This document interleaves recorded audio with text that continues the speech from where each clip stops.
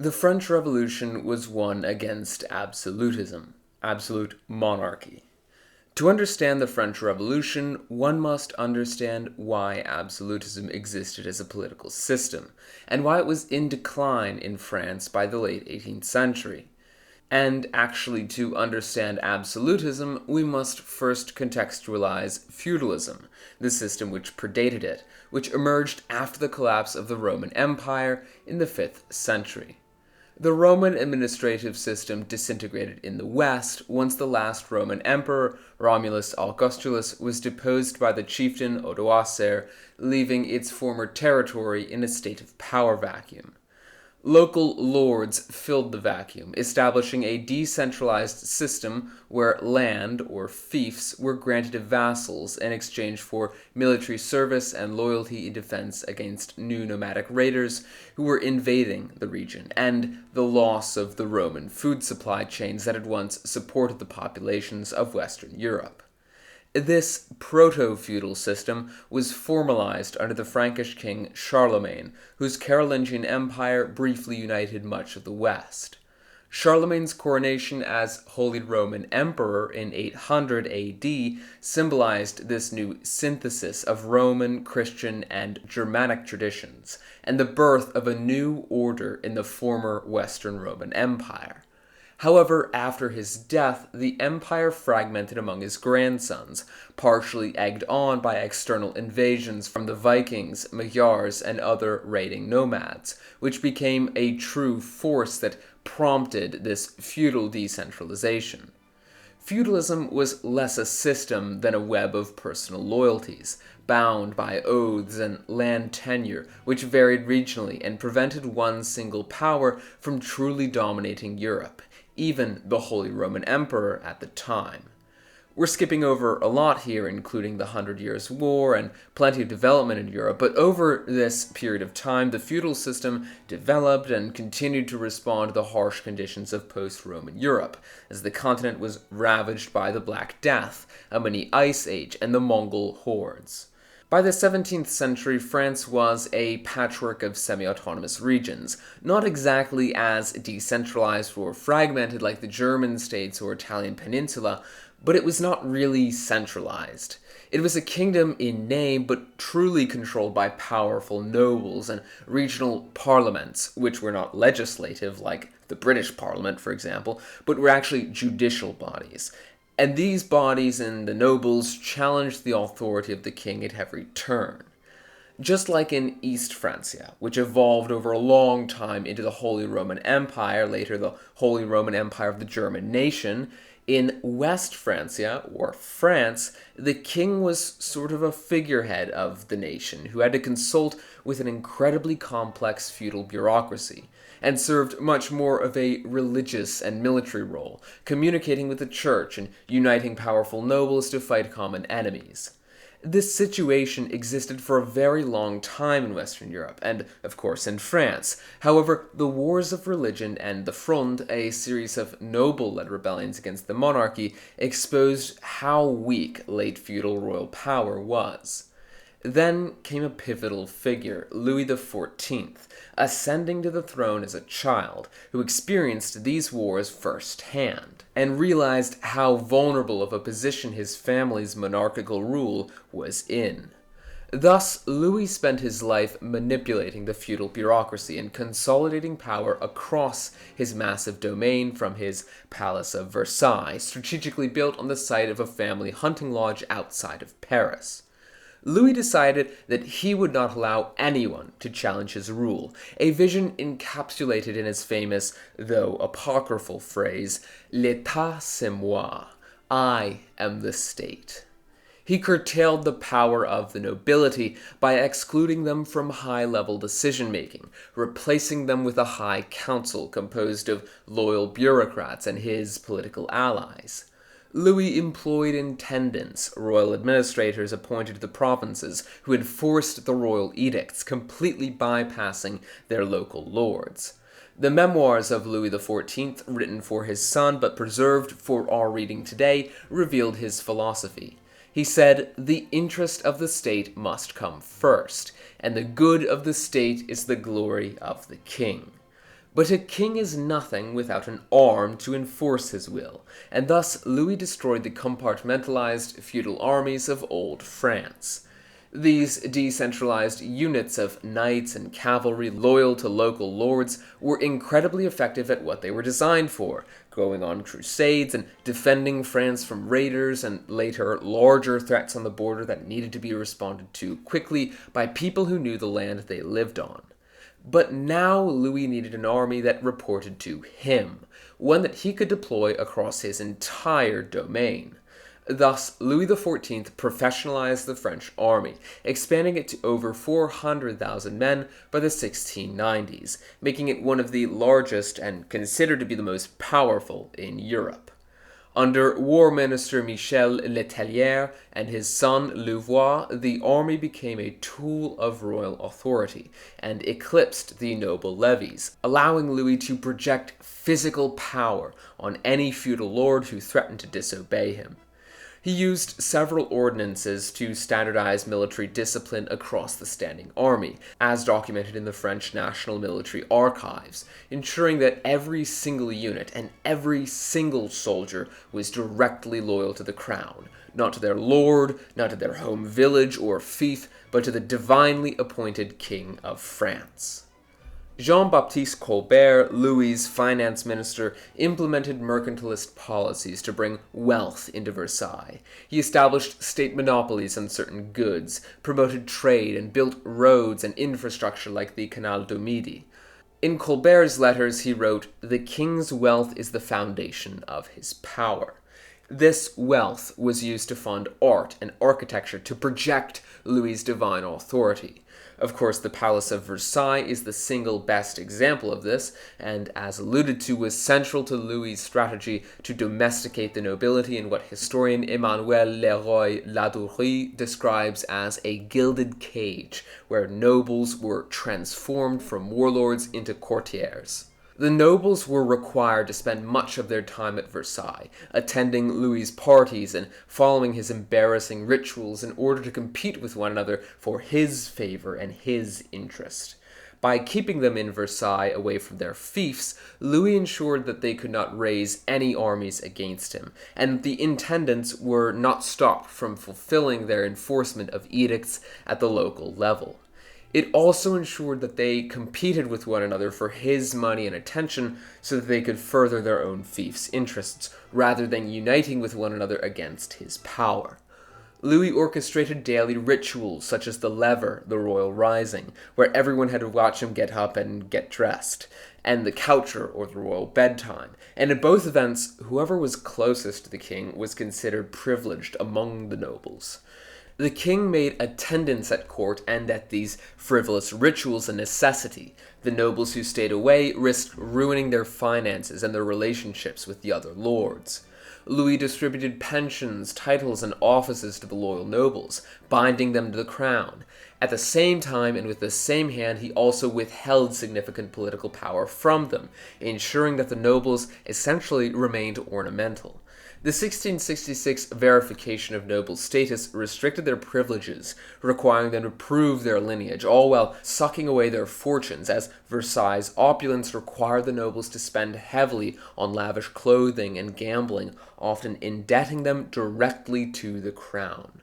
By the 1680s, over 10,000 nobles resided at Versailles, draining their resources right into the hands of the king. This incredible system that Louis XIV built would become the foundation of absolutism, a new political system where the king had absolute power over his country. Now European countries were beginning to get bigger, more centralized, and more powerful. France would continue along through wars, new colonial expansions, watching Prussia and Austria and the Russians develop similar systems as the absolutist system evolved over the course of about a century until it had thoroughly institutionalized in the French government. But during this period, there was a lot of social change. The scientific revolution changed the way intellectuals thought. We saw the return of humanism, and a lot of the old Renaissance ideas came back, and the wars of religion paved the way for secular governments to start to creep into these European monarchies. Male literacy in French cities reached 60 to 70%, and female literacy around 40%, where we saw increased schooling, especially in Protestant regions, even with the suppression of the Huguenots. And the printing press exploded in France, albeit later than in Germany or England, but nonetheless producing pamphlets, journals, books, and encyclopedias, which became vehicles for new, revolutionary Enlightenment ideas. The Enlightenment was the big kicker, as it produced these new or sometimes rediscovered concepts of reason, liberty, progress, universalism in the sort of Lockean sense, secularism, toleration, and this intense skepticism of authority. It spread with pamphlets and in new social spaces where ideas were debated and disseminated, like coffee houses and salons, which Jürgen Habermas describes as the new town center or church in his book, The Structural Transformation of the Public Sphere. The Ancien Régime, which is the name that we retroactively gave to the French monarchy at this time, tried to suppress and censor the Enlightenment, but a lot slipped through the cracks. In Paris, places like Café Procope hosted philosophers like Voltaire and Diderot as democratic spaces where the men of these different social classes debated politics and philosophy. And that last bit is vitally important because this intermingling of the classes, though it did happen a lot, was never intended to be intellectual as it was in these new spaces in French society. Besides that, however, the Ancien Régime was rigidly hierarchical and was divided into three social classes known as the estates. The first estate was the clergy, and the second was the nobility. And then the third estate were essentially everyone else, the commoners encompassing the peasants, artisans, and the bourgeoisie, who were the plurality of those educated, enlightened intellectuals. By the 1780s, the Third Estate made up 98% of the population, and they bore the brunt of taxation while enjoying actually no political power. The nobility and the clergy, that last 2%, were exempt from many taxes, and they held vast privileges, including control over land and feudal dues. This inequality caused some serious resentment, particularly among specifically this burgeoning bourgeoisie class, these merchants and the intellectuals who, despite their wealth and their education, were excluded from any political influence due to their lack of noble birth. Peasants, meanwhile, existed under feudal obligations and rising food prices. The feudal peasants were a mixed bag. Some were disgruntled, though many were actually content under the monarchy. It was really only when the French economy tanked that the peasantry grew restless, as it affected their livelihoods more directly and with more force. And, just as you might expect, France's economy was in tatters by the 1780s. Decades of costly wars, including the 7 Years' War and support for the American Revolution, drained the French treasury, leaving a debt of approximately 4 billion livres. Louis XVI's government, unable to reform the regressive tax system due to noble resistance, resorted to borrowing, which compounded the crisis. A series of poor harvests in the 1780s triggered food shortages, driving bread prices to unaffordable levels for the peasantry and more intensely for the urban poor, who had no ability to farm for themselves. By 1789, nearly half the state's revenue went to debt servicing, leaving little for public welfare or reform. Louis XVI, though personally well-intentioned, was a weak and indecisive monarch, ill-equipped to respond to this financial crisis, which was quickly turning into a political one. He did attempt reform, inspired by these Enlightenment ideals and other enlightened absolutists like his contemporary in Russia, Catherine the Great. But his attempts were thwarted by the same parliaments and privileged estates that Louis XIV had tried to reduce the power of, because as absolutism had institutionalized, it had also bureaucratized, and the landed nobility adapted to the system as the monarchy got comfortable with it. The noble aristocracy's refusal to relinquish their privileges, coupled with a lack of a representative body akin to Britain's parliament, left the monarchy politically isolated and unaware of the resentment brewing in the intellectual classes, which would soon spill over into the rest of the Third Estate. You see, this enlightened philosophical movement that we mentioned, rising in the background with its core axioms of reason, liberty, and equality, provided an ideological spark for revolution among the intellectual class. Those thinkers like Voltaire, Rousseau, and Montesquieu, who criticized absolute monarchy, divine right rule, and social inequalities, combined with their widely published writings like Rousseau's Social Contract from 1762, which argued for popular sovereignty, and for, more so in Montesquieu's case, the separation of powers, all seemed to coalesce at the same time that France was losing its grip on the nobles. In America, Thomas Paine's Common Sense, published in 1776, helped to push the American intellectual classes toward liberalism, whereas before the Americans tended to be loyalists who believed the British king would support their interests against what they perceived to be a corrupt and ineffective parliament. Hence, no taxation without representation. Representation in parliament. Post-1776, however, the American Revolution took on a liberal Republican manifestation. This aided in cementing these ideas in France, giving the French a concrete model and an example of their ideals in action. These ideals, again disseminated through the salons and the pamphlets and Masonic lodges and the ever-important aforementioned coffee houses, where lower classes would increasingly congregate to learn and read, galvanized the urban French, mostly the Parisians, who began to envision a society based on liberalism rather than monarchy. Eventually, in May 1786, Louis XVI decided that he had enough of the aristocracy's pushback. He convened the Estates General for the first time since 1614 to address the fiscal crisis. But unfortunately, it seemed to be too little, far too late. Louis wanted to negotiate a fairer tax system that the French could agree on and garner the support of the Third Estate. However, each estate only had one vote in the Estates General, meaning the First and Second Estates could easily outvote the Third Estate, who again, mind you, were 98% of the population of France. That means that 2% of the population could easily override 98% of it at any moment. The representation for the Third Estate was thus doubled to 600 representatives from the original 300. However, when their demands were ignored still by the nobility, they declared themselves the National Assembly, vowing to draft a constitution in the tennis court oath on June 20th, 1789. Louis didn't know who he sided with. He was pressured by the nobles, but also by his ideological predisposition toward the liberals in the National Assembly. He couldn't decide which side to respect, and eventually he caved to noble demands, resulting in the dismissal of the reformist Minister of Finance Jacques Necker, which sparked unrest in Paris.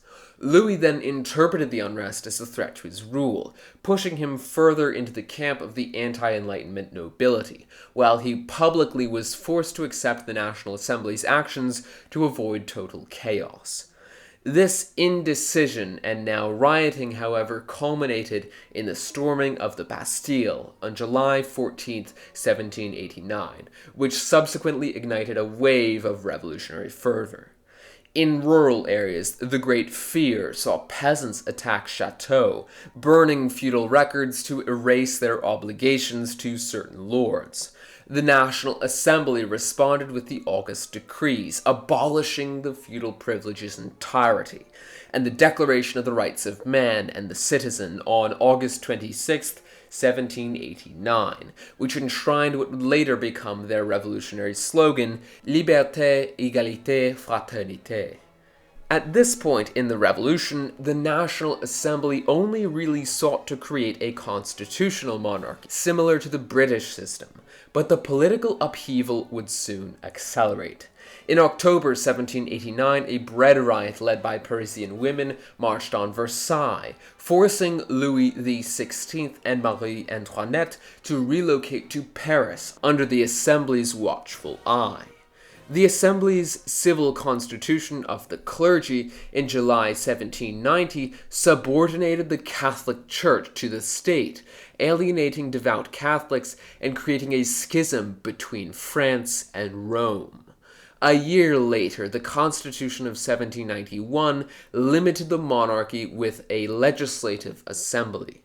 Louis XVI at this point attempted to flee to Varennes, a town 150 miles from Paris. The king and his advisors hoped to escape from Varennes to a place like Montmédy, a fortified royalist citadel near the Austrian border, where he could negotiate with the National Assembly with the potential support of Austrian troops. Marie Antoinette, who was from Austria, and other advisors urged Louis to join the émigrés and seek military support from Marie's relatives in Habsburg, Austria, to restore the old regime. But the Flight of June failed, and furthermore exposed Louis's now opposition to the revolution. And here the radical phase would begin. Austria and Prussia, who greatly feared the spread of these revolutionary ideals, issued the Declaration of Pillnitz in August 1791, threatening a military intervention against the National Assembly. The Assembly in turn declared war on Austria in April 1792, but then witnessed defeat after defeat at the hands of Austrian armies, which fueled paranoia of an internal betrayal from within the Assembly.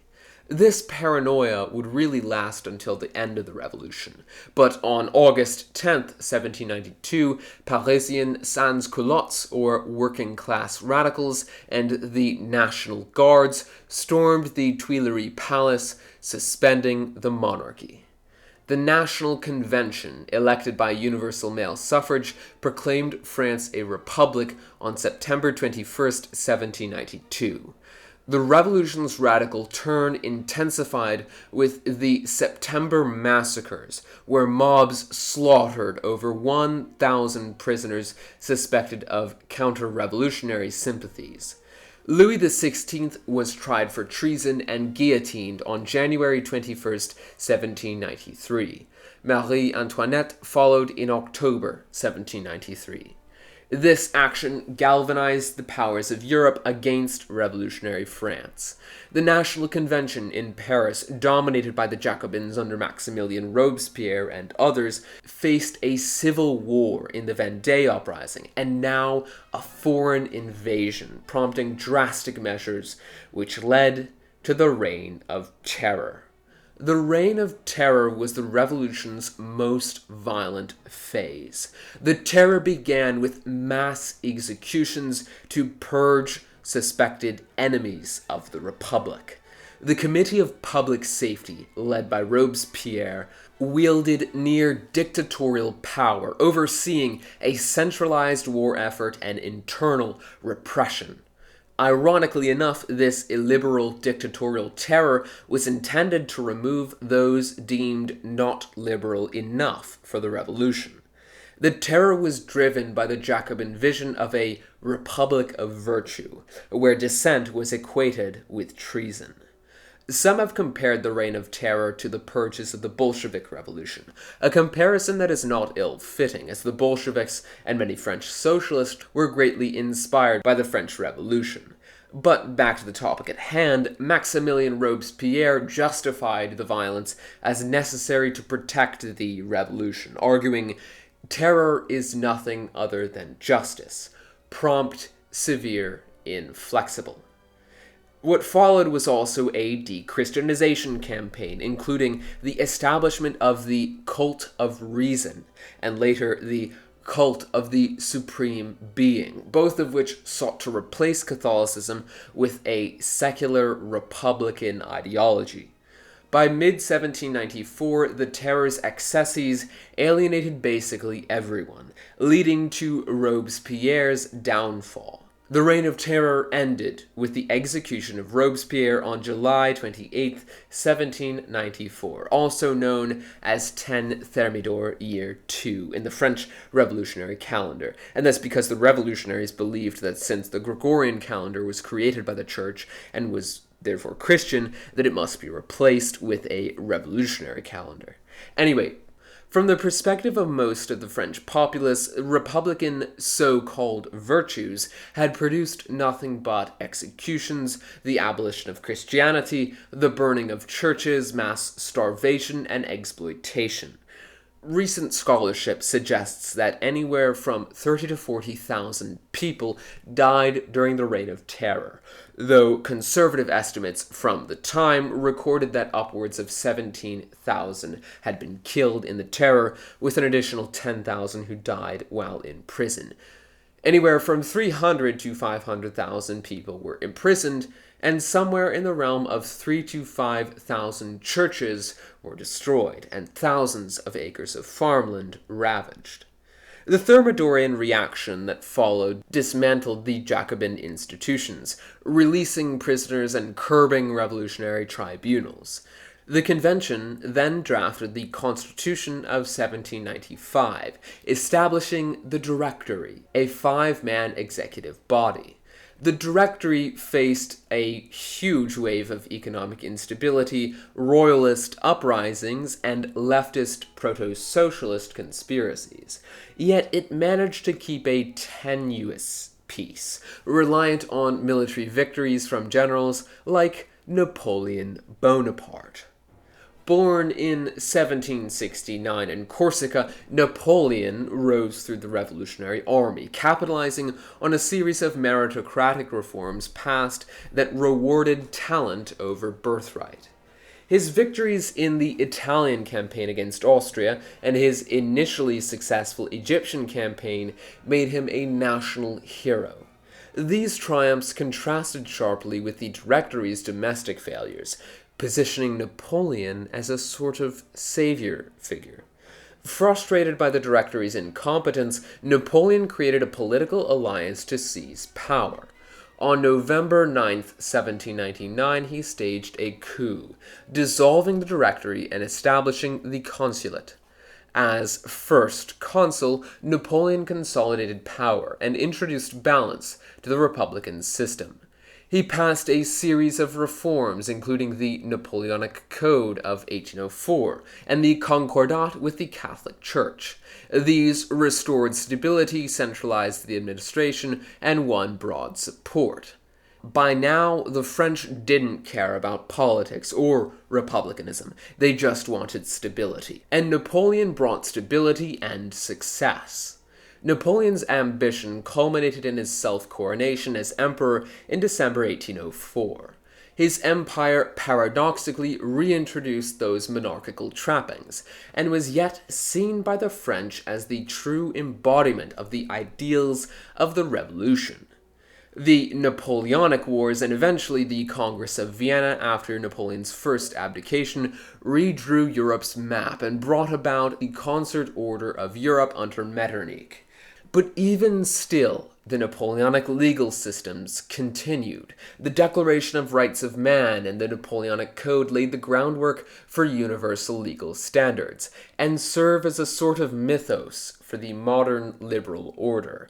And even during Metternich's concert of Europe, the values of the revolution remained potent on the continent, resurfacing the revolutions of 1848, and the wave of nationalism which would become central to political movements both on the left and the right for the rest of European history, from Garibaldi to Bismarck to Mussolini to even Macron.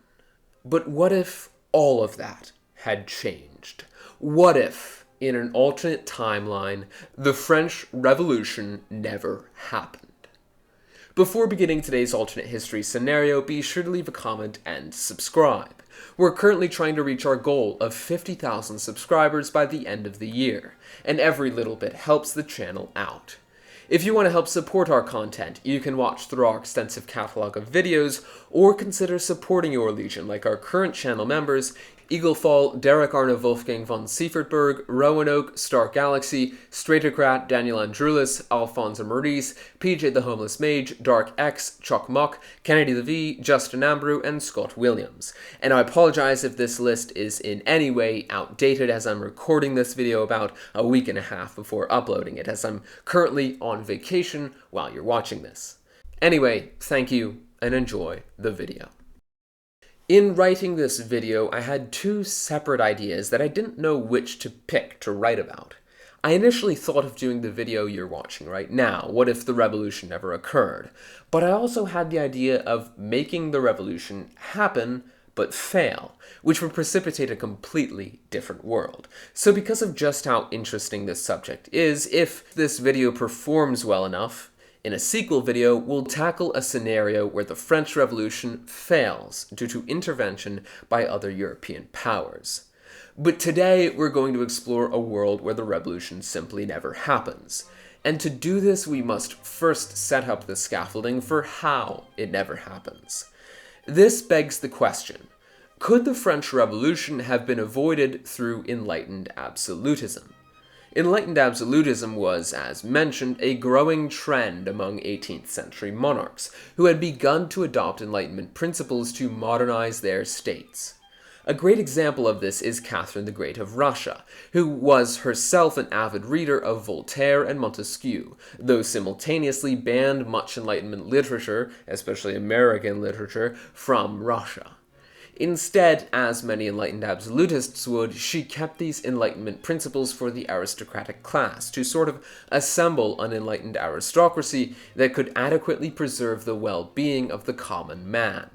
She convened the Legislative Commission to draft a new legal code inspired by these Enlightenment ideas, and mostly to solidify the rule of law in Russia and reduce a kind of medieval arbitrary rule which was more situational than legalistic.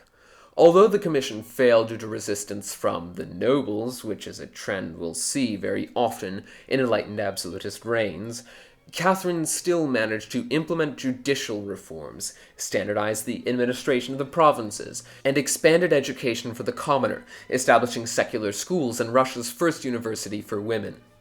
Economically, she promoted trade and infrastructure, grew Russia's grain exports, and through her reforms, strengthened the state by strengthening its popularity among the people, quelling any potential revolts, and preserving her legitimacy. We saw similar trends with another great monarch, Frederick the Great, who, particularly influenced by Voltaire, also reformed the Prussian judiciary. He abolished torture, brought reforms to ensure fairer trials, and granted limited religious toleration, allowing Catholics and Jews greater freedom in Prussia. Frederick's general legal code standardized laws, again promoting the rule of law, and critically restrained the privileges of the nobility, which also had the effect of increasing the efficiency of the state. He invested in agriculture, draining marshes to create farmland, and supported mercantilist policies to fund his army. Out of Frederick's army came the sort of golden age of this Prussian militaristic tradition, with the Prussian army truly being professionalized and enhanced as Frederick himself led Prussia to rise as a great power in continental Europe.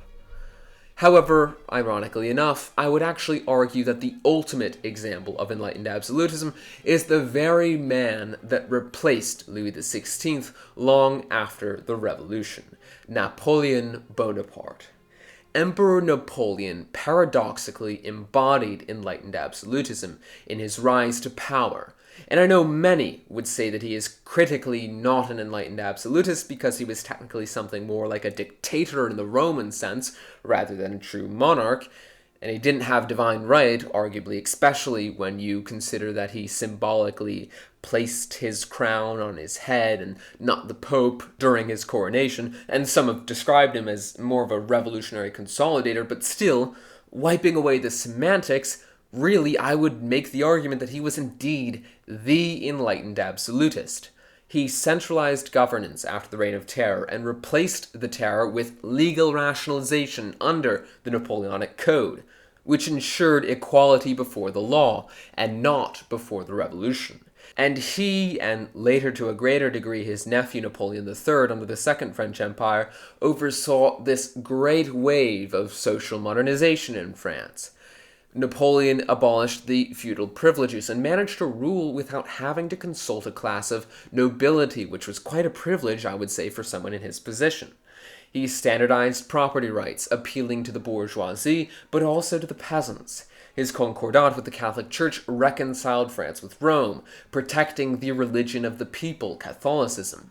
He reformed education, creating state-controlled schools, and centralized administration through the prefects.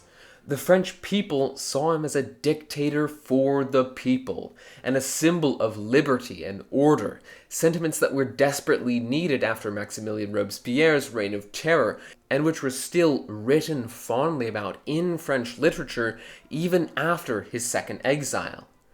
He wasn't another Washington, a factor he himself lamented on his deathbed, and he wasn't technically a divine right monarch, but he was almost the archetype of the enlightened absolutist in every sense of the word, beloved by his soldiers who literally turned to march with him after he was exiled during the 100 Days campaign. And really, quite ironically, he embodied the ruler that Louis XVI could have been for France.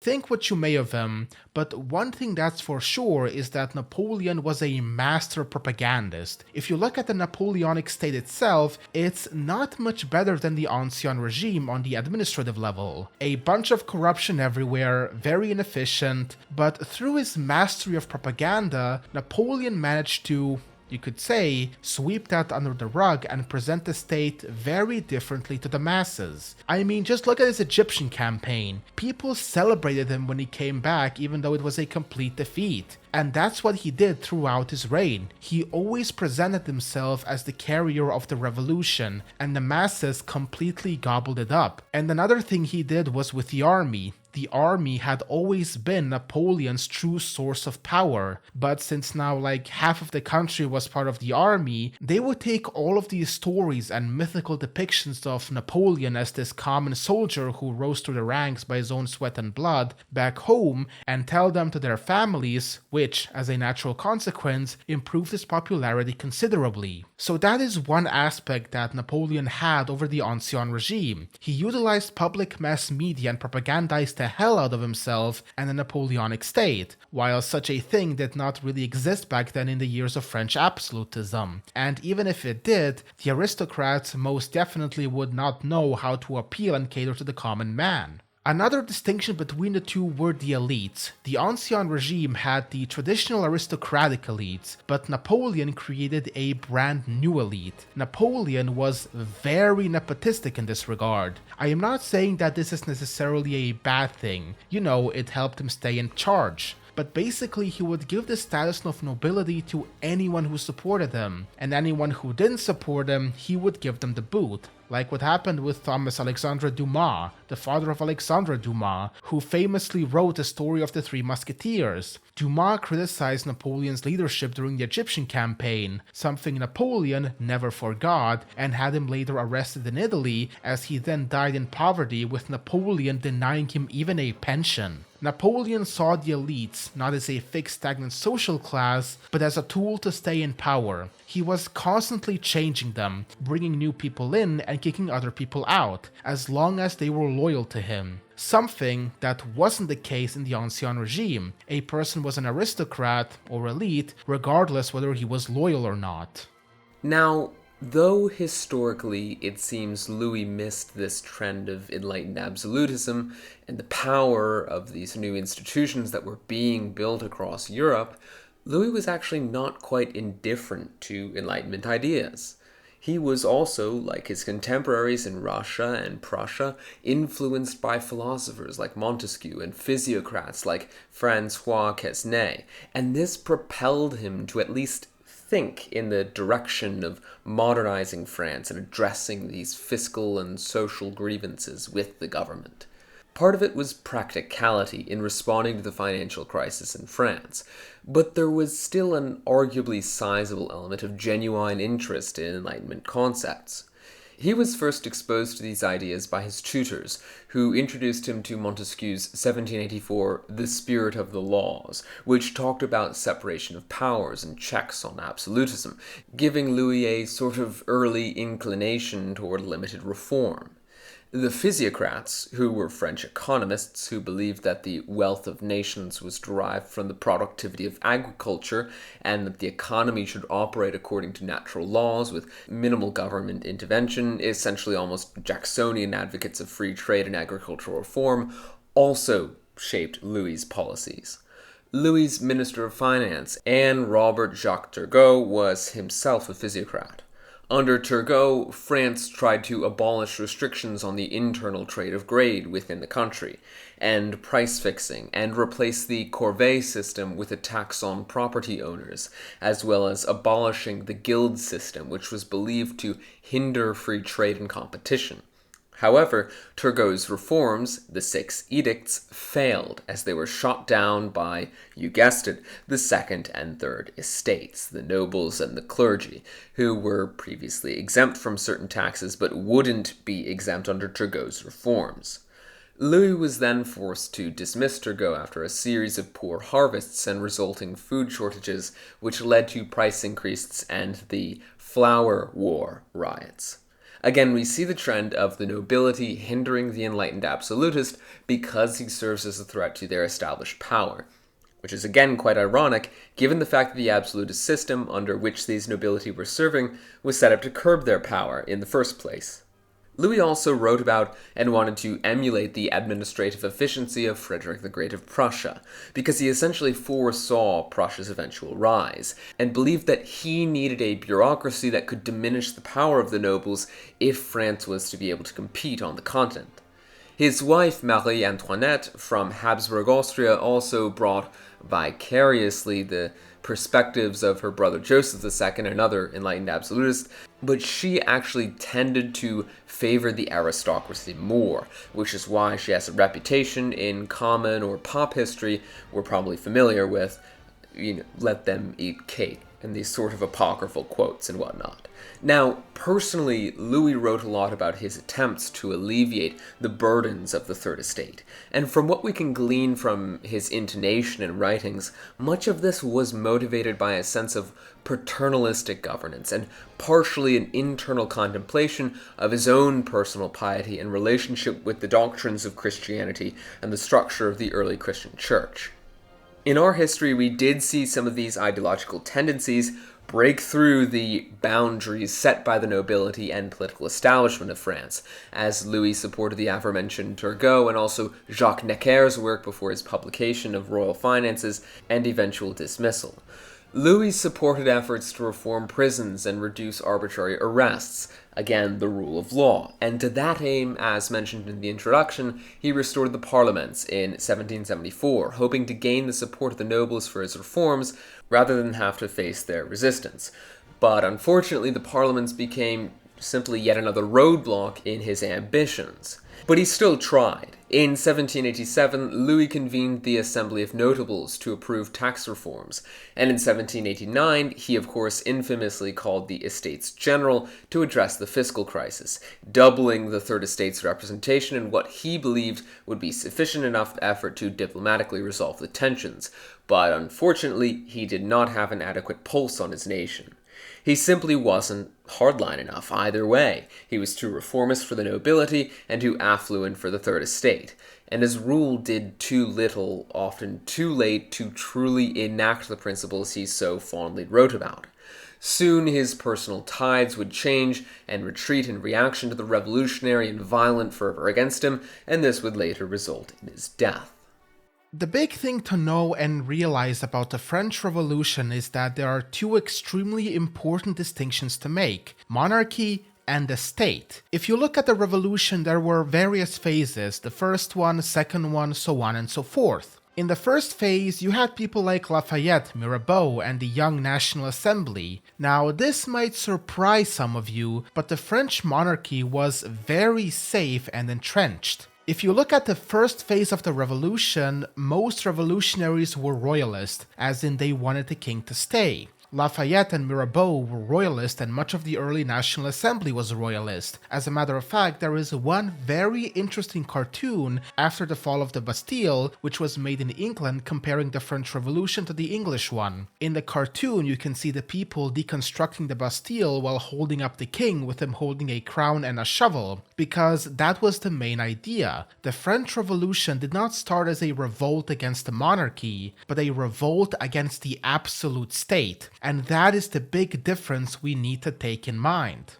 What you see in the French Revolution is that the absolute state, so the absolutism that was practiced by Louis XIV, starting to implode. And the reason French absolutism crumbled as it did was for a few reasons. First of all, the absolute state worked very well if the guy in charge was exceptional. Surprise, surprise. Louis XIV was one of those exceptional persons who could steer the ship of this new political system. Louis XV, not so much, well, he was mediocre, let's just put it like that. And Louis XVI, basically when he became king, he inherited a country that was full of a lot of problems. And the problems with the absolute state is that this kind of state is very useful if everything is going fine and there are no major and critical domestic developments. But if you start to have a bunch of problems, which is what happened, by the time Louis XVI inherits the throne, France was having a financial crisis. It was having severe food shortages due to some of the terrible agricultural years, and on top of that, France was having a severe economic backlash, which dated back to the early 1770s. Part of that was because of Turgot.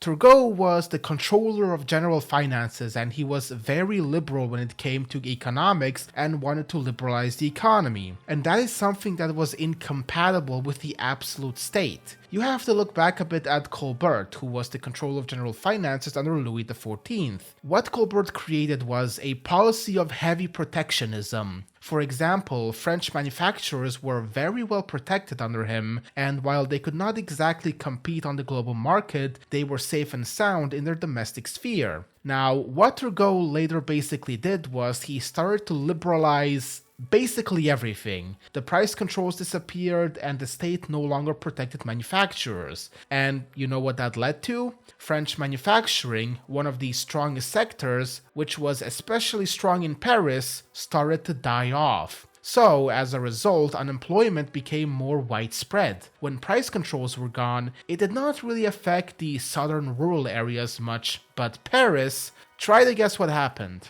Big cities are often the ones that are always hit hardest by liberalization, which is why the French Revolution happened mainly and just in Paris. People have the misconception that it was a nationwide revolution, when in reality it was concentrated primarily in Paris. At the same time, you have the issues with the Ancien regime. It wasn't necessarily the fault of the monarchists, but if you have a system that relies on one person, everything goes from bottom to up to one guy. And as we know, humans are not usually the philosopher kings Plato envisioned. Louis XVI was hit particularly hard during his reign because there were so many bloats, so many issues at the same time, and obviously one cannot fix them all at the same time. If you try to focus hard on one issue and leave the other ones aside, they will start to fester and grow bigger and bigger and more out of control. And it is very hard for Louis XVI to deal with all of this. Not because he intentionally decided to neglect and ignore these problems as pop history tries to usually present it, but simply because it wasn't humanly possible for him to fix all of these issues. For example, upon his ascension to the throne, the English ambassador recorded his words, which were, "It seems as if the universe is about to fall on me." Or that other time during a hunting trip where he out of nowhere had a breakdown and was found, quote, alone sobbing in a forest glade, his face bathed in tears. Contrary to popular opinion, Louis himself was very sympathetic to the ideas of the first phase of the revolution, which aimed to establish a semi-constitutional monarchy, because it wasn't just a way to diversify power, but also a way for Louis himself to not be completely overwhelmed by splitting the load of the problems around. The problem with that was that when a French revolution starts, it can hardly be stopped until it reaches its logical conclusion. One new thing that appeared around that time in France was mass media, newspaper and so forth. This used to be something more prevalent among the aristocrats, but now it started becoming available to more and more ordinary people. This was leveraged by the emerging radical Jacobin club, which started giving the revolution this feeling that the people were rising up and that this was their time to shine. The moderate royalists, on the other hand, while still enlightened from the Age of Enlightenment, had absolutely no idea how to leverage that the same way the Jacobins did. And you can actually pinpoint the moments things start really going down when the Jacobins started appealing to the masses and creating this myth of the popular revolution, of the ordinary people rising to overthrow the aristocracy and monarchy and put themselves in power. That is why the monarchy started losing support over time rather than in one fell swoop. So, as Lavader pointed out, many historians have taken the perspective that some of this inability to truly drive reform was a factor of, beyond just the resistance of nobles and the rigid hierarchy of absolutist France and all of the other factors we've mentioned, Louis's temperament. He was well-intentioned but weak-willed, folding under pressure from the nobility and his court, including his wife Marie Antoinette, who favored the aristocratic interest, as mentioned. Remember that he dismissed his own ministers under pressure from the elites. It wasn't the nobles who were wrecking his enlightened absolutist ambition. He could have very well kept Turgot regardless of what the elites thought, so long as he was sure of his own personal safety. But this fear of alienating the First and Second Estates really constrained his actions, even if he resented their control. So what if Louis truly pursued enlightened absolutism with the resolve of his contemporaries and the strength of his great-grandfather? Could Louis have transformed France into a modernized monarchy, averting the revolution altogether?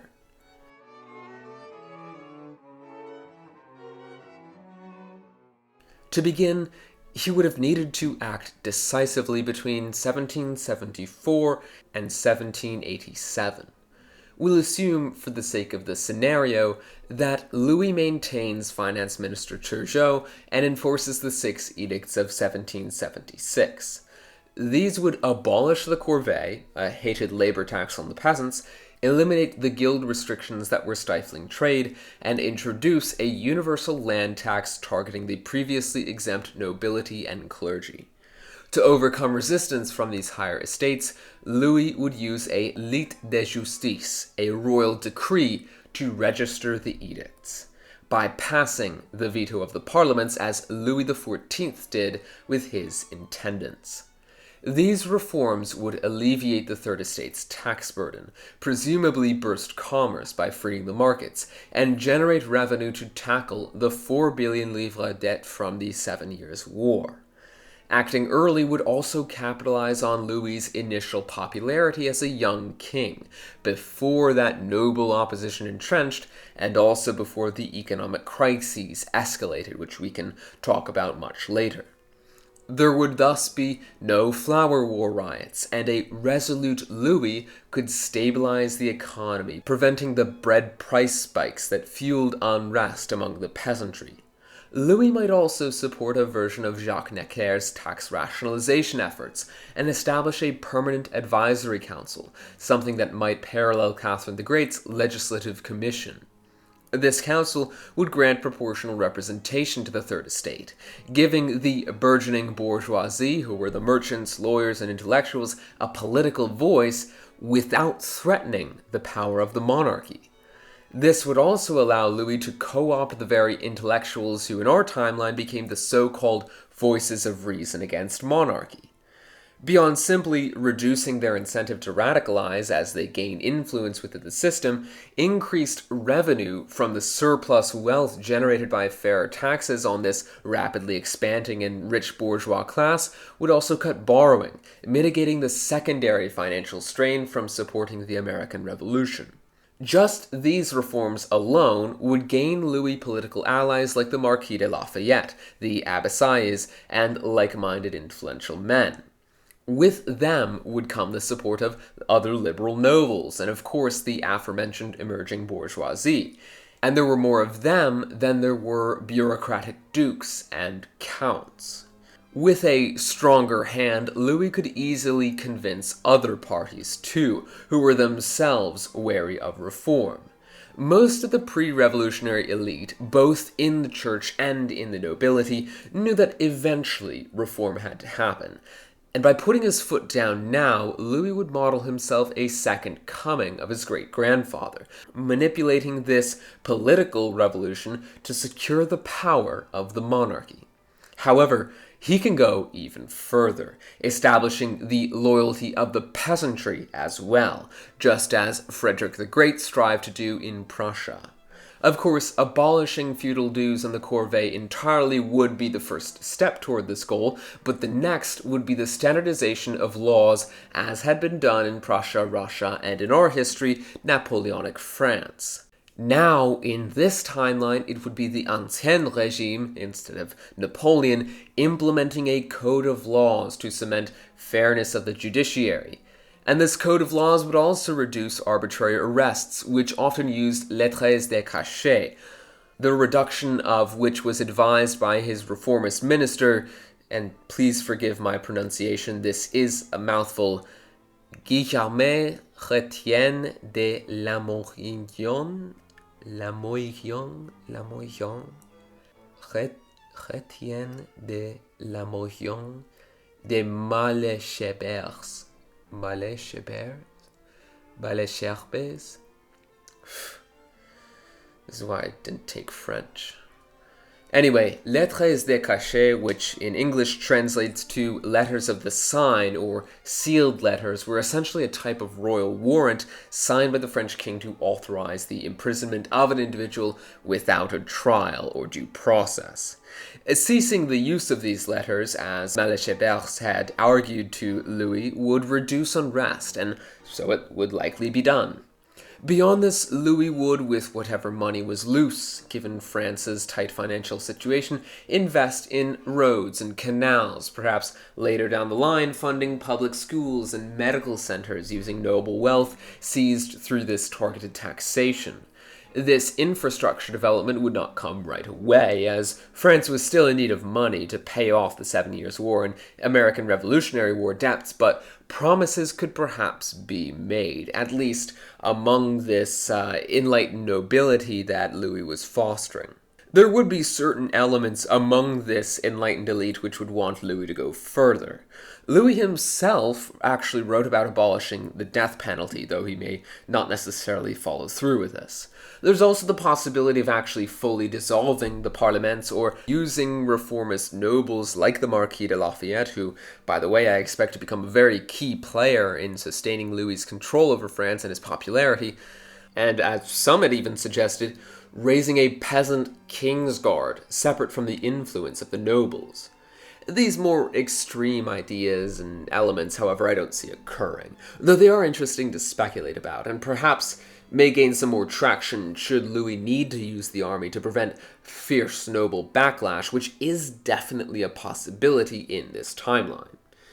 Together, those reforms which actually would be enacted, however, would win the loyalty of the Third Estate, both bourgeois and the peasantry, along with, of course, the liberal elites in the nobility and the pragmatists in the clergy and nobility, who simply saw the way the political winds were blowing. Addressing all of these chronic grievances before they escalated here would be the key.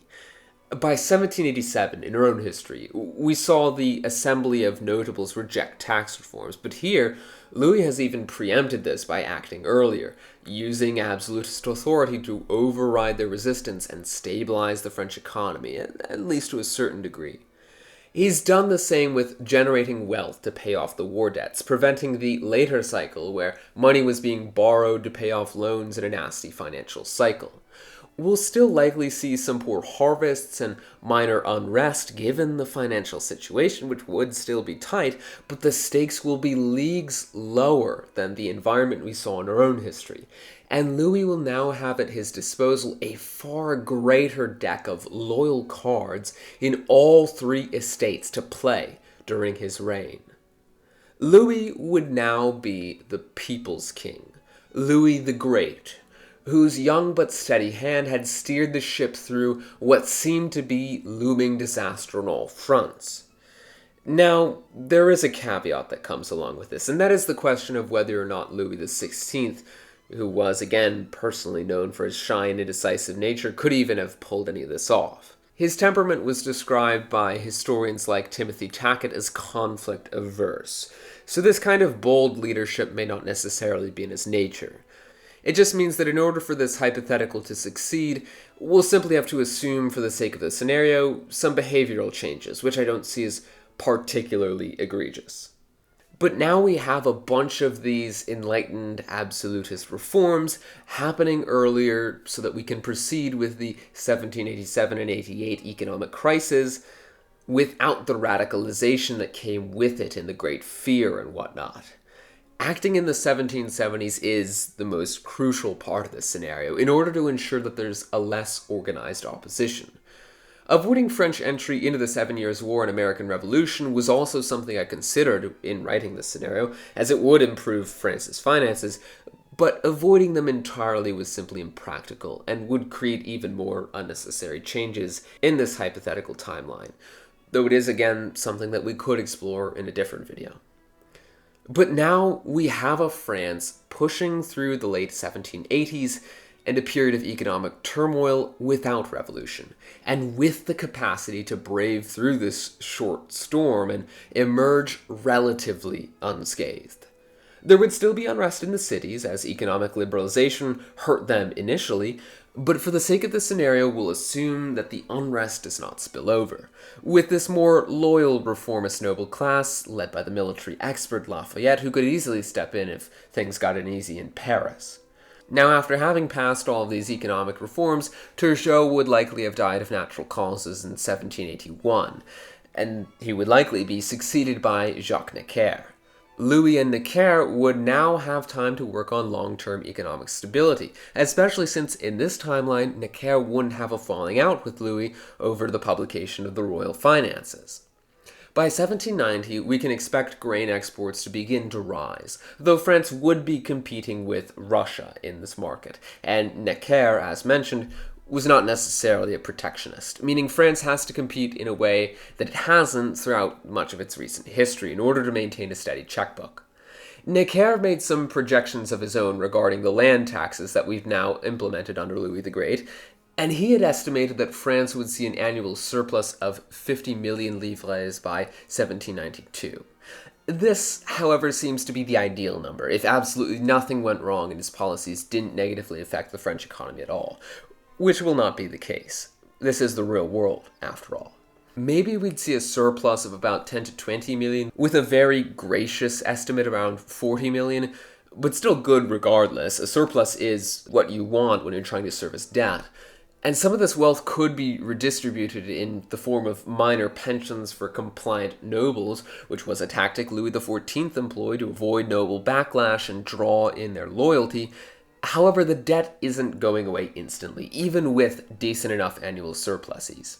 We also might need a solution for some of these artisans who worked in the cities and who would now be displaced by liberalization, which again would strip them of their protections, which could ruin the livelihoods of a lot of these artisans.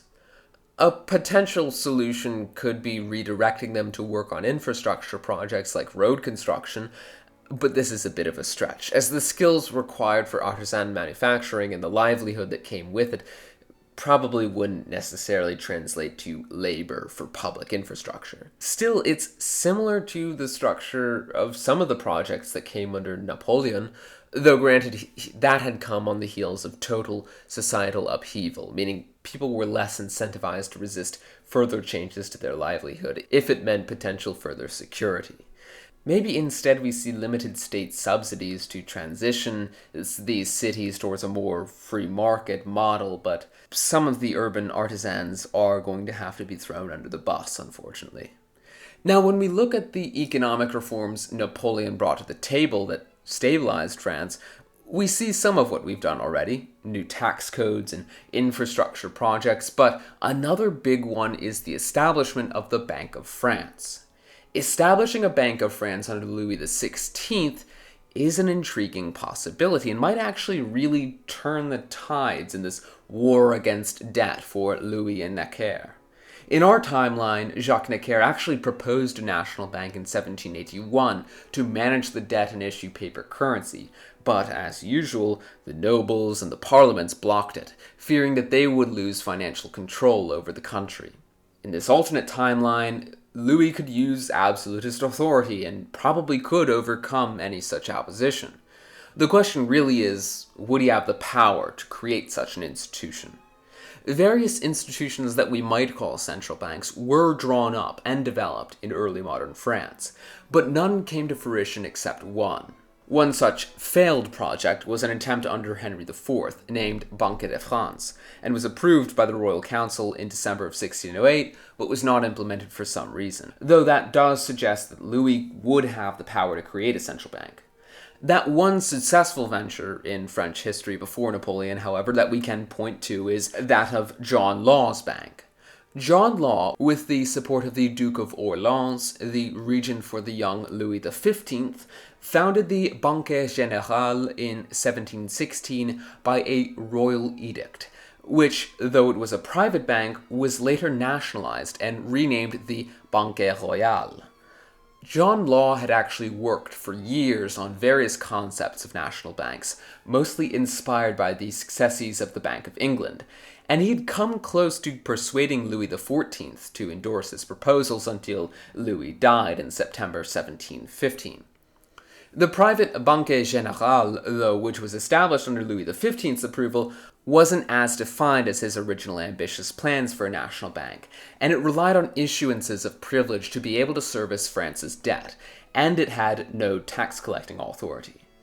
Again, it was nationalized to fund the War of the Quadruple Alliance, and the bank was actually quite successful at that time, with banknotes in circulation for a total of 39.5 million livres, which were trusted and circulated at a volume comparable to that of the Bank of England at the same time. And it was also notably one of the first institutions in Europe to use fiat currency. But eventually, John Law, for whatever reason, subsumed the bank back into his private company again, leading to a bank run, and eventually the halving of the value of the paper currency. Because of some of the oddities of this restructuring, French authorities decided to assume the liabilities of the now bankrupt bank while leaving the parent company, John Law's company, in the ownership of its existing shareholders, allowing it to be liquidated in November of 1723. So, here, Louis has an example of what not to do, and also a model to emulate in the Bank of England. He could, like Napoleon would do in our own history, instigate a circle of bankers to establish a Bank of France, and he would certainly have the political capital to be able to do so. A Bank of France could centralize debt management, issue low-interest loans to the crown, and stabilize the currency, reducing reliance on other private financiers who charged higher rates at around 6 to 8% in the 1770s. All of these reforms could probably eventually service the debt enough and produce enough of an economic surplus that by the 1790s, the French monarchy would have the economic power to return to business as usual in a sense, enabling better trade pacts and a return to larger projects with a severely decreased debt. And with this more enlightened Louis perhaps investing more in public infrastructure rather than the more opulent spending of his predecessors. Beyond this, Louis would continue professionalizing the French army. By the 1790s, the army, perhaps under the command of Lafayette or someone similarly situated and equally experienced, would number several hundred thousand, perhaps about equal in size to or even larger than the standing army's size at Louis XIV's peak, and disciplined and loyal to the crown.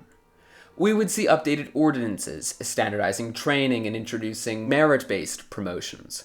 Perhaps Napoleon Bonaparte would become a revered general in this new meritocratic military, though his charisma may get him placed on a post far off in Saint-Domingue, where he could not be a potential liability. General Bonaparte, and nothing more. Anyway, the next question is whether or not this army would need to be used anytime soon. In our timeline, quite obviously, the French Revolution and the subsequent Napoleonic Wars completely disrupted Europe's balance of power. Without the revolution, however, the 1790s would be a sort of odd, for us in our world, continuation of the pre-revolutionary world order, a competitive multipolar system dominated by European monarchies, Britain, the Habsburg realm, Prussia, Russia, and Spain, all vying for influence in Europe, the Americas, India, and the Caribbean. We would still see Britain as the preeminent naval and commercial power, with its influence over India by way of the East India Company increasing and growing in the coming years.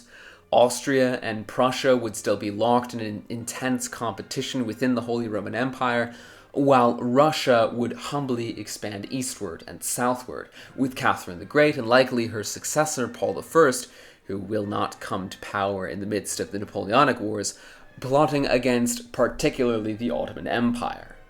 Spain would be a declining but still somewhat significant power, clinging to its American colonies. Now, there would be certain inevitables that would likely carry over from our history, even without the Napoleonic Wars. There's British naval supremacy, Russian expansion, Polish decline and likely a partition there, and Ottoman weakness. But there will, of course, also be sweeping historical changes. France would probably try to scale up the 1778 Franco-American alliance into a trade partnership, with the French exporting textiles and importing American tobacco and timber. Louis could leverage goodwill from France's support of the revolution to secure some preferential access to America's ports. However, I have serious doubts about America as a reliable partner for Louis's France, even as it seems both countries are now ideologically more at parity, with the reforms in France and the Constitutional Convention in America shifting both political systems, one way closer to more federalism and more centralized authority, and one way closer to more enlightened ideals. It's a bad metaphor, but you get the idea. The thing is, America operated under something called the Washington Doctrine of Unstable Alliances. Sometimes called the Caution Against Entangling Alliances, it was the model for how America believed it should interact with the European powers. According to George Washington, the United States should have explicitly considered, and should continue to explicitly consider external alliances to be temporary measures of convenience, and be able to freely abandon them when the national interest dictates so. The initial purpose of this doctrine was actually to justify Washington's and the Federalists' seeming rewarming of relations with the British, whom they had just fought a revolution against. What this means is that in our alternate timeline, it's likely that if France gets into a war with the British, the Americans will not join, which would severely damage Franco-American relations. Now, the Bourbon family compact of 1761 would still serve as the cornerstone of French diplomacy. Spain would at the time be under the rule of Charles III until 1788, and then Charles IV. France and Spain, under this Bourbon family compact, would likely continue to cooperate in the Caribbean, with the Haitian Revolution likely not even occurring at all. Spain would still, though, be showing obvious signs of decline, financially and in terms of their empire. In 1789, the Nootka crisis would break out between Spain and Great Britain over disputed trade rights and control over outposts on Vancouver Island. In our own history, France couldn't support Spain during the Nootka crisis because of the French Revolution. It is possible that Louis may get involved in this timeline, but it would probably be unpopular. Nootka was a faraway territory, not close to any French colonies, and of course, France was just coming off the heels of debts caused by previous wars it fought alongside Spain. However, Spain would consider a refusal of entry a serious betrayal. They were already offended by France's absence in the war in our own history, even though France was literally dealing with a revolution, so I don't expect much more in the way of diplomatic grace in this scenario. Now, Louis's navy, at only 80 ships, cannot match Britain's, nor do I think Louis would find France financially or politically ready for a war. We could perhaps then see Louis take the third route, avoiding direct military involvement and instead trying to mediate the crisis. In 1790, France would propose a tripartite conference in Paris, inviting Spain and Britain to negotiate, preserving the family compact without committing to an unpopular and likely unwinnable war. Louis would dispatch his brand new foreign minister, Etienne Charles de Loménie de Brienne. And I'm butchering the names again, but I've been doing that for the last few videos. He was the successor to Charles Clavière, the Comte de Vergennes, who died of overwork in 1787. But with this tripartite conference, France would propose a joint trade agreement for Nootka Sound, allowing shared access for the British and the Spanish, while still maintaining Spanish rule on the island, with a fallback option of French economic concessions to Spain to prevent war in exchange for British possession of Nootka. I believe the joint agreement would be accepted by the British. This was effectively what the historical Nootka Convention dictated after the crisis in our own history, but now with credit to France for preserving Spanish dignity. To appease Spain, Louis might also deploy ships to the Caribbean, reinforcing their joint control over Saint Domingue and defending Spanish Cuba, perhaps also sweetening the deal by reducing tariffs on Spanish silver and wool. Another question to be answered is that of Poland's partition. This much hinges on the balance of power in Eastern Europe, where Russia, Prussia, and Austria historically carved up the Polish-Lithuanian Commonwealth in 1772, 1793, and 1795. Russia was, of course, at the time pursuing aggressive expansion. Prussia under Frederick the Great until 1786, and then Frederick William II, and Austria under Joseph II until 1790, and then Leopold II, were both also eager to curb Polish reforms, which threatened their territorial ambitions, which were made manifest with the Polish May Constitution of 1791, an attempt to modernize the Polish-Lithuanian Commonwealth, which provoked Russia's intervention in our timeline, leading to the Second Partition. In our own history, the French Revolution and subsequent Napoleonic Wars disrupted this process, with Napoleon briefly creating the Duchy of Warsaw in 1807 as a Polish client state. Of course, without the revolution, however, France is much unlikely to champion Polish sovereignty against its absolutist neighbors. Louis would likely harbor personal regrets about not intervening, but in this alternate world, it seems that regardless, the partitions would proceed similarly to our own timeline. By 1795, Poland would likely be erased from the map, divided among Russia, Prussia, and Austria. To take a quick break from Europe, in India, we'd see some interesting colonial fighting. In our timeline, France was unable to challenge British dominance through the East India Company because of the Revolution. But even during Napoleon's reign, France couldn't do much in India, allowing the British to win the Third Anglo-Mysore War, where Tipu Sultan, a French ally, was defeated, and eventually, with the Second Anglo-Maratha War, Britain gained control of effectively the entire subcontinent. Here, a stable France under Louis could support Tipu Sultan in Mysore, and the Maratha Confederacy, at least tangentially, against British expansion. But the Maratha was sort of fragmented at this point, and though the French East India Company, especially under Colbertist mercantilist policies and Louis's economic reforms, would probably have a decent amount of wealth, it is unlikely that France could sustain these Indian proxies for very long. Resources could still be channeled to Pondicherry and other French outposts and military advisors, and modern weaponry could be provided to Mysore and Tipu Sultan, prolonging his resistance against the British in the Third and Fourth Anglo-Mysore Wars. However, Britain's naval supremacy and vastly greater financial resources, especially once we begin to see the Industrial Revolution begin, give it a long-term advantage. Louis also wouldn't really be able to engage in any direct military confrontation with Britain, and would have to rely on these unreliable proxies in India. India would sort of then remain a contested space a little bit longer than it had in our own history, with France having carved out a stronger sphere of influence in the south and west, but Britain will, in the long term, still probably dominate India. I also wanted to explore how Louisiana would shape up in this alternate timeline. In our history, France ceded Louisiana to Spain in 1762 under the Treaty of Fontainebleau to compensate for Spanish losses in the Seven Years' War, but regained it in 1800 under Napoleon, before selling it to the United States in 1803. Here, Louisiana would remain under Spanish control. Spain governed Louisiana in a very relaxed fashion, making it a peripheral colony compared to its American holdings in Mexico and South America. New Orleans would be a valuable port, but one which another power would probably see as strategically more beneficial to them than the Spanish, that being the young United States.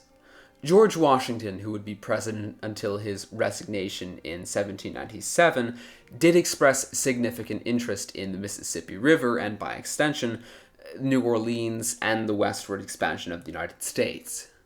Washington himself actually had an interest more in strategic and economic access, rather than the territorial acquisition of Louisiana, which we saw under Jefferson in our own history. Washington was a surveyor and landowner, and in the 1780s advocated for improving navigation along the Potomac River to connect the eastern states to the Ohio Valley, believing that Western settlement could strengthen national unity, and of course benefit the economy. In a 1784 letter to Virginia Governor Benjamin Harrison, he wrote, "The Western settlers stand as it were upon a pivot. The touch of a feather would turn them any way," essentially describing what he felt was this almost existential need to bind the Western territories to the United States to counter Spanish influence over the Mississippi River, which would be a critical artery for trade. Spain's control of New Orleans and the Mississippi, which was also affirmed by the 1783 Treaty of Paris, which recognized American independence, frustrated Washington because it restricted American access to the river. He supported a bunch of negotiations, like those leading to Pinckney's Treaty in 1795, to secure American navigation rights, though this mostly occurred after his presidency. Though the concept of manifest destiny did not fully exist yet, Western expansion was still in the public conscious of the Americas. In a 1783 letter, Washington predicted the United States would extend itself over a large part of this continent, but believed it would only perfect this inevitable conquest through controlled expansion to maintain stability and prevent conflict with the British and the Indians. American settlers already had several footholds in the Louisiana Territory, even before the purchase in our own history. The centers of these de facto American swaths were in the areas around St. Louis and St. Genevieve, which is now Missouri, part of the upper Louisiana region of the territory. Even with Spain retaining control over the territory, American settlement would continue, as this inevitable push of Americans migrating west across the Appalachian Mountains simply couldn't be stopped, nor would Spain really care enough to do anything about it. In our timeline, this pressure partially led Spain to cede Louisiana back to France in 1800 under Napoleon, who then, again, sold it to the United States in 1803 to avoid British capture. But in this timeline, again, there's really no need to do this. We could see an agreement in the mid-1790s between Spain, the United States, and France, which would double down on Spanish control over Louisiana, but grant American merchants regulated access to New Orleans port. But American expansionism would remain a persistent challenge for the Spanish, so to speak, and eventually it would probably start to affect Spanish Louisiana. By the early 1800s, skirmishes between American frontiersmen and Spanish colonial forces would probably occur, with additional fighting likely in the contested region of West Florida and the surrounding area.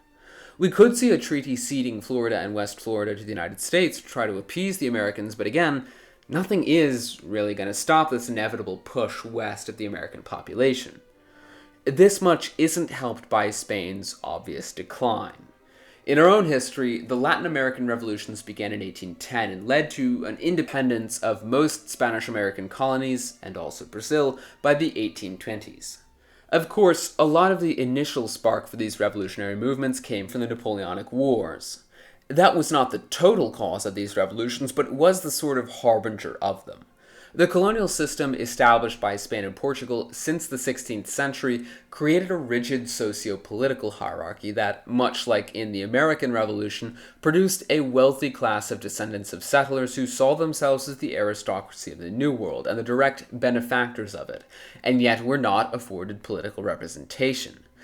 This wealthy class, who were mostly criollos in the case of Spanish America, meaning they were ethnic Spaniards born in the New World, felt a stronger connection to the land and people than the peninsular administration. The Spanish crown's Bourbon reforms in the mid-18th century also pushed along these grievances. Among other things, these reforms shifted the language of empire from kingdoms to colonies, a demotion in status for the Americas. The criollo elites who had traditionally held positions in the audiencias, which were the colonial courts among other institutions, were now mostly replaced by peninsulares from Spain proper. For example, in Caracas, in what would later become Venezuela between 1786 and 1810, no native Venezuelans were appointed to the audiencia, with 10 Spaniards and 4 non-local criollos filling these roles instead. The reforms also increased taxation and tightened trade monopolies, restricting the colonies to commerce with Spain at unfavorable rates. Goods like coffee, cacao, and minerals were undervalued, prompting the reemergence of piracy in what would almost become a second pirate golden age, benefiting from illegal trade with British and American merchants. There was also a colonial caste system, though it was not uniform across Spanish America. Generally, the tendency in the colonies was for society to place peninsular Spaniards at the top, followed by the criollos, mestizos, indios, and then the enslaved Africans. I've been told that in previous videos about Latin America I overemphasize this point, so I won't dwell on it, but the main takeaway is that the criollos, despite their wealth and the fact that they were ethnic Spaniards, were treated with disdain by Spanish officials. By the late 18th century, figures like Alexander von Humboldt noted that the criollos preferred to be called Americans rather than Spaniards, a growing, almost proto-nationalist identity. The indios and mestizos had their own grievances against poor conditions and enslavement in some instances, but they would not actually be the classes who propelled the revolutions. There were exceptions, like the Tupac Amaru rebellion in 1783 in Peru, led by an Indio Curaca and his wife who wanted to restore the Inca Empire, but it was swiftly crushed. Enlightenment ideas filtering into Latin America, even in spite of imperial censorship, much of it by the way of the United States, provided an intellectual framework for the criollo elites. Then the American Revolution in 1776 offered a tangible model of colonies overthrowing European rule, with its later constitution being adapted to movements in Latin America. But again, the Napoleonic Wars served as the immediate catalyst, creating a political vacuum with the invasion of Spain and the crippling of their ability to project power, which ignited these independence movements. Charles IV's abdication and Ferdinand's imprisonment left the colonies without a clear sovereign.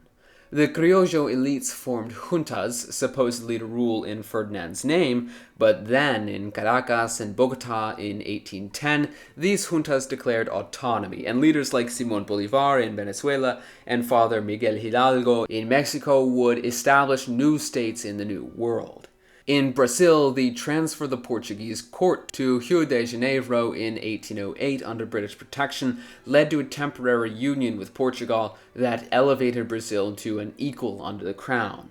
But the attempts of the nobility to reassert control after 1815 led to an independence movement in 1822 under Portuguese Prince Dom Pedro I, who became the first emperor of Brazil. All of this is of course an oversimplification for the sake of time, but it should provide you with the context for the revolutions, besides just the economic instability. The revolutions also, like the American Revolution, were not just purely anti-colonial or anti-monarchical. They often preserved the pre-existing colonial hierarchies and systems of government. Many criollo leaders like Bolívar wanted independence to be able to control the state themselves and end tribute to Spain, not really to dismantle the whole system of government.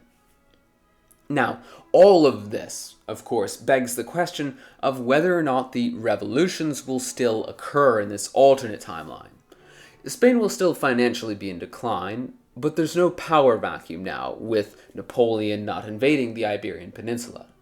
Spain would remain under Charles IV until 1808 and then Ferdinand VII, both weak rulers reliant on French support.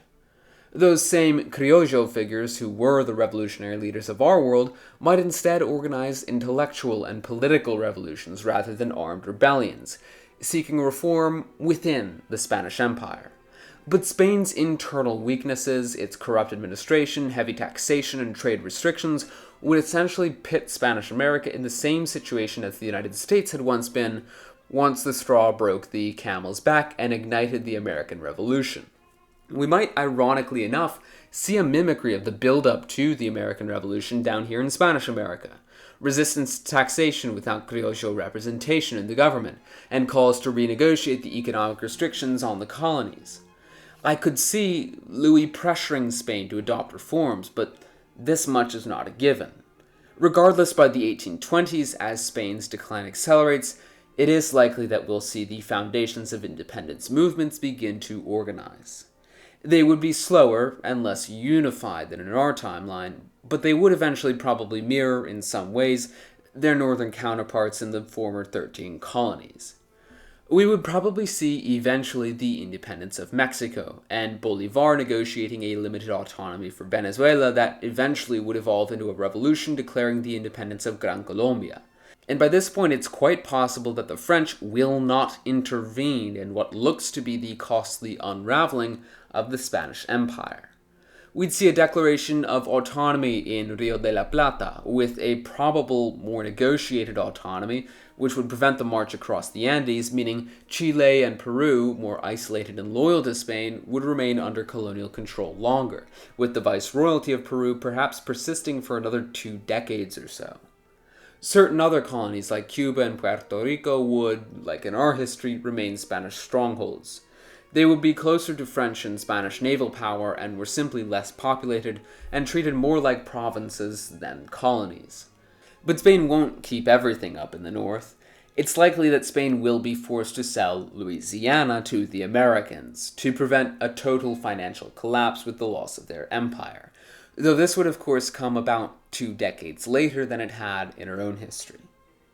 Brazil would be a whole different question. Here, without Napoleon's invasion, the Portuguese court of course remains in Lisbon, and Brazil stays a subordinate colony. However, I think there still would remain this emergent Brazilian identity among the elites in Rio and Bahia. I think eventually we'll simply end up with a situation where the Portuguese nobility either accept equal status for Brazil within the empire, forming the United Kingdom of Portugal, Brazil, and the Algarves, or Brazil would simply declare independence under some more nationalist figure and different terms. Now, we did mention that France would not intervene in the Spanish-American revolutions, which would probably actually cripple the Bourbon family compact. The compact was founded in mutual defense against Britain and other rivals, but Spain basically always expected French backing to support and maintain their empire as a sort of inherent check against British power. In this timeline, they would surely see France's unwillingness to intervene in the American revolutions as an affront to the alliance. Ferdinand VII of Spain, facing an economic crisis at home and with his empire effectively slipping out of his hands, would no longer view France as a secure ally. The Bourbon family compact would not be erased, in fact it would probably remain formally, but it would become a hollow agreement. We would begin to see British trade try to dominate post-independence Latin America, and likely a Spain that leans toward constitutionalism earlier, as liberal pressures would begin to build up in the country. There are other revolts in Europe that occurred in the 1820s, and most of them would not occur in this alternate timeline, given the absence of the French Revolution to inspire them. But some may still happen.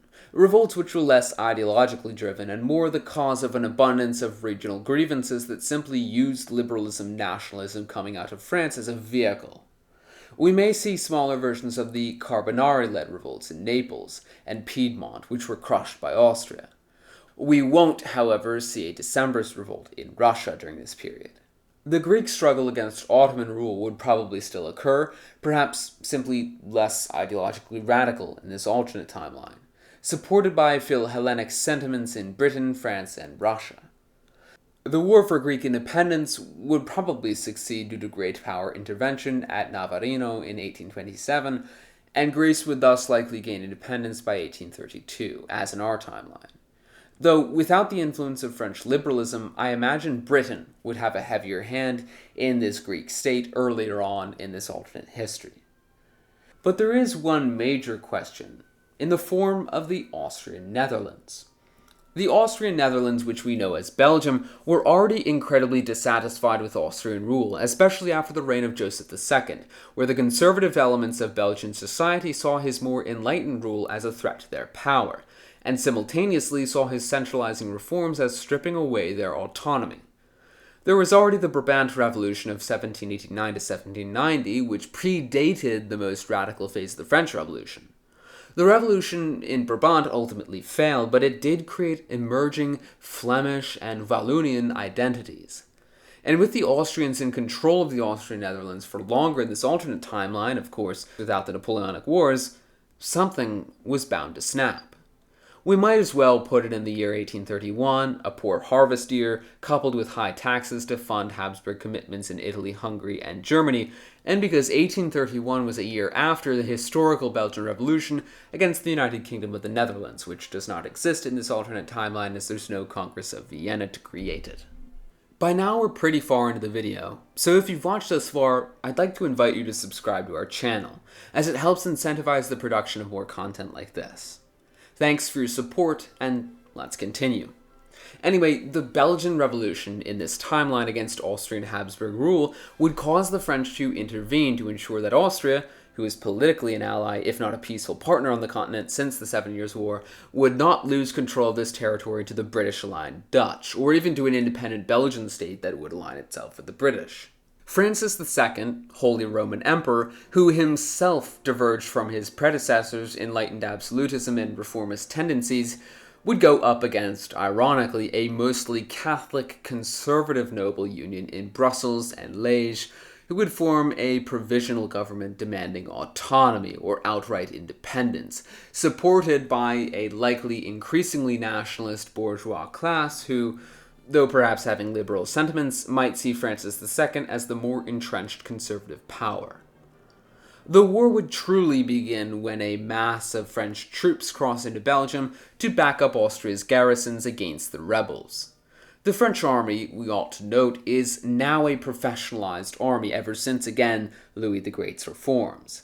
It's now disciplined with standardized training, merit-based promotions, and a proto-corps system of flexible brigades, probably somewhat inspired by the model of Prussia. Austria would of course be initially overstretched, but French support would allow them to capture Liège and Namur. The rebels would not have a unified army, but would instead form militias armed with muskets and supported by defecting Austrian troops and any existing local sympathy. The rebels would turn to fortify Antwerp and Ghent. At this point, it's likely that the British, who would fear France's intervention allowing it greater influence in the lowlands, would provide naval support to the Belgians.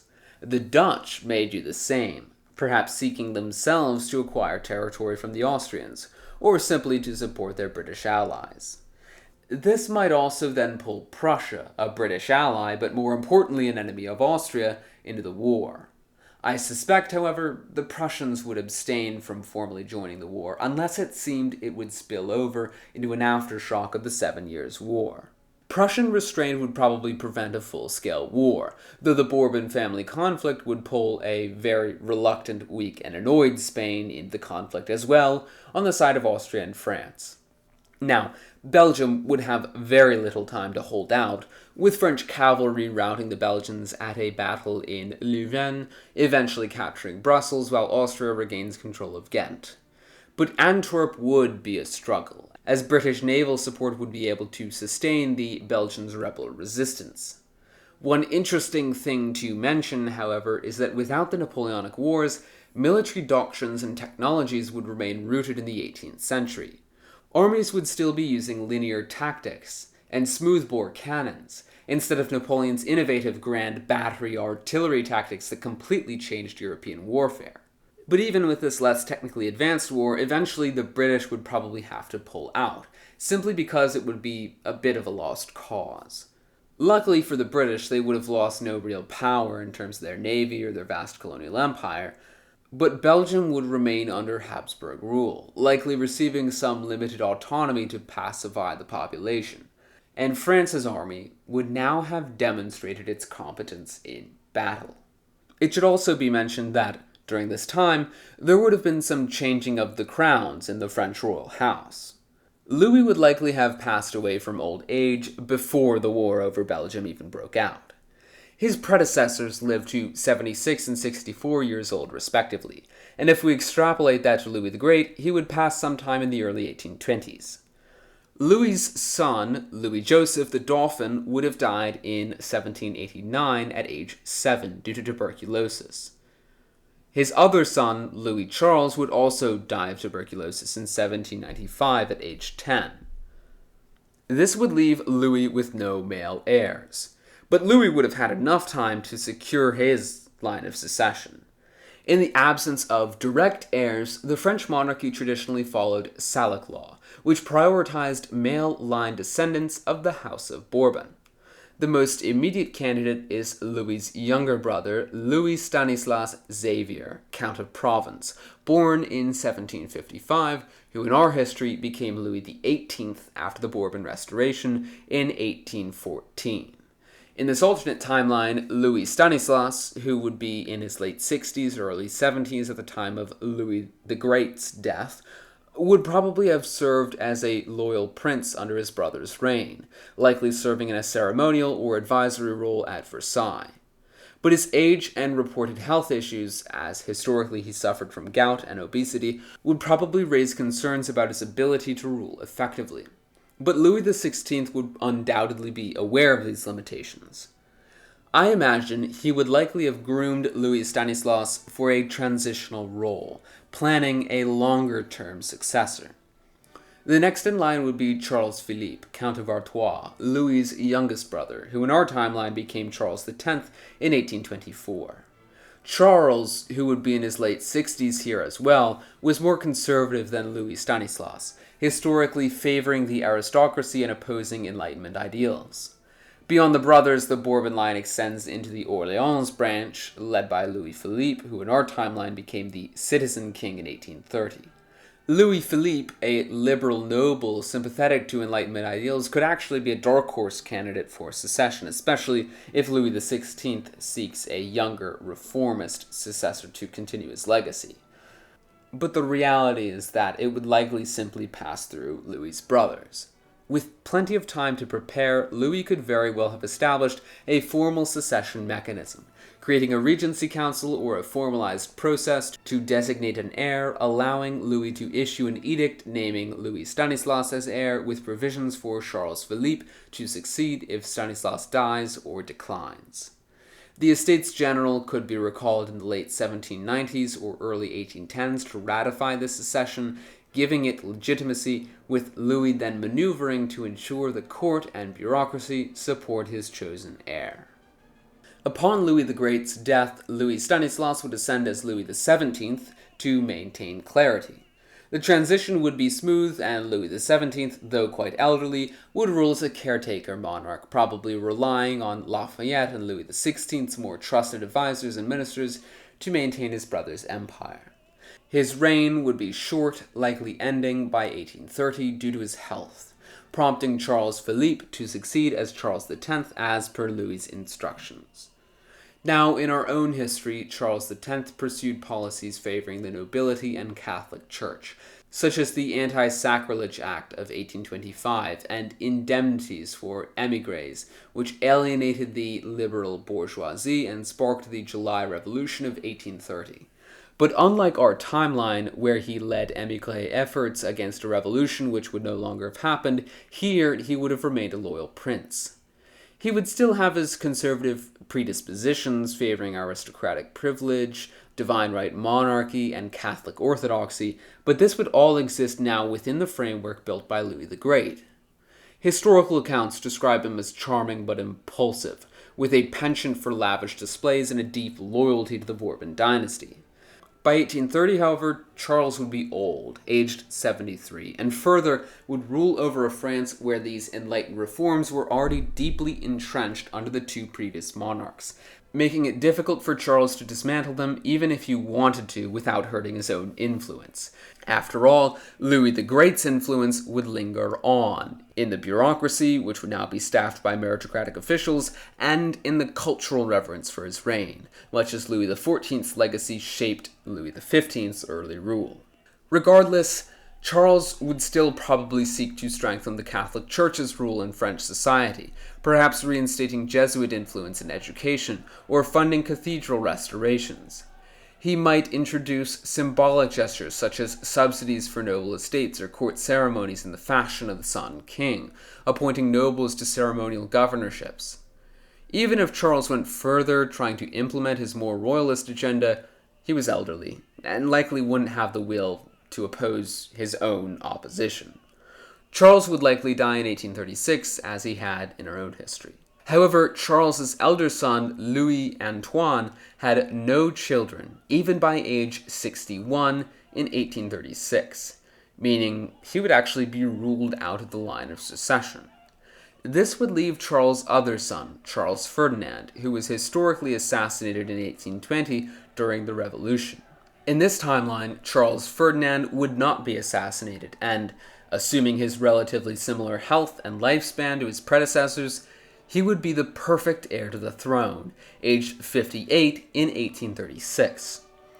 Charles Ferdinand, who would become, in this timeline, Charles XI, was a charming, affable prince, a military man likely having served a major role in the Belgian War in this alternate history.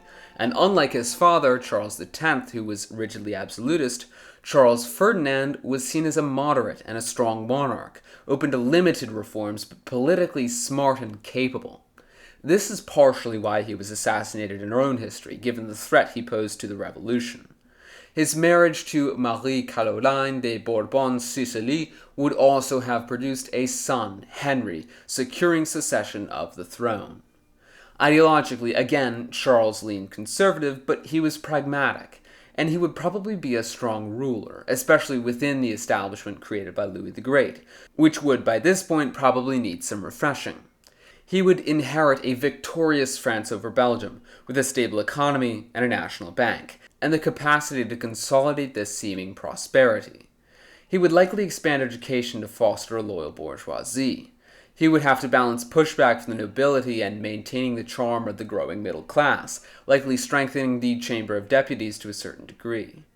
Still, the Industrial Revolution would have changed the economic and political dynamics of European society, especially in the cities, where we now have real working and middle classes that would probably begin to demand some form of role in government.